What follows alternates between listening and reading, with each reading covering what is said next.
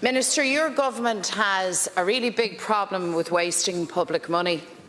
Yesterday I raised with the Taoiseach the fact that taxpayers will stump up €100,000 for another bike shed, and the never-ending catalogue of waste on the watch of Fianna Fáil and Fine Gael.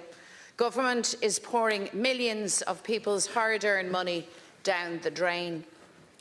The Comptroller and Auditor General report published yesterday raises serious concerns regarding the spending of taxpayers' money across the board, including the OPW paying out €20 million to rent offices that were left empty.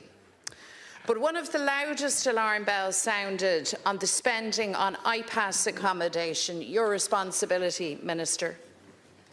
The damning report points to a lack of due diligence and payment control in the awarding of Ipas contracts on which government will spend €1.2 billion this year. And some of it is breathtaking.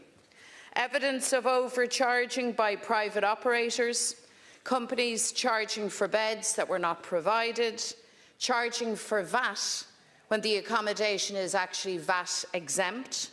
One operator overcharged the state by €7.4 million for VAT, and they still have a government contract. The report shines a light on other serious issues, including incomplete due diligence records, unverifiable invoice rates, signed contracts couldn't be found in more than a third of the cases examined, proof of ownership of the properties or a copy of leases was provided in only 5% of the properties examined. And astonishingly, the prepayment system used by Ipas did not include a check to establish the correct capacity or occupancy levels.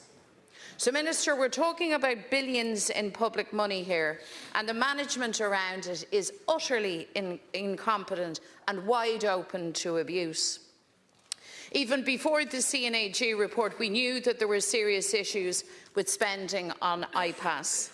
We knew that two directors of a cafe-turned-Ipas accommodation paid themselves €4.6 million in 2024, when only 3 years earlier that same company made a profit of a mere €2,092. Now that's some pay hike. This is cowboy stuff, Minister. And the big fear is that this is just the tip of the iceberg. Government has allowed a small number of private operators to become multimillionaires overnight at the expense of the taxpayer, and this cannot go on.